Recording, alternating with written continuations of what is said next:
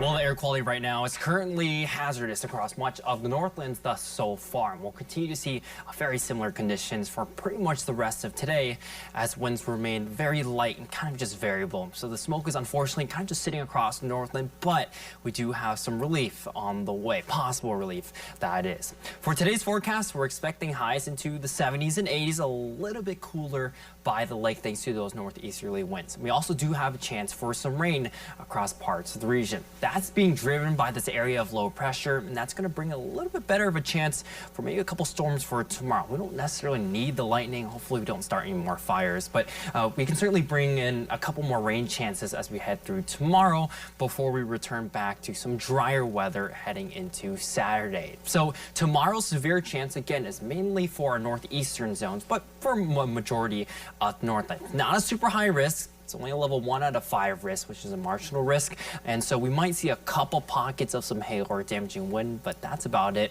for severe weather. So looking at the timing of the rain, by noon today, we'll continue to see some scattered showers across the borderlands. I think that's pretty much a lock, but it's not going to be a lot. During the afternoon, though, we might see a couple isolated thunderstorms, not a super high chance again, maybe about 20% or so.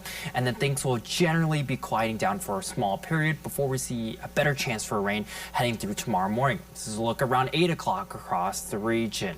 Then we get towards the afternoon, becomes more scattered once again. We might see a couple more storms. Again, best chances up to the north and east during the evening tomorrow before we start to clear out heading into Saturday. So hopefully we can pick up all these little pockets of some rain to kind of help filter out the smoke as well as reduce the amount of smoke coming out of the wildfires. Otherwise, heading into the weekend, hopefully again we can catch a little bit clearer air heading to Saturday. Before Sunday, the air quality might return to more hazardous levels.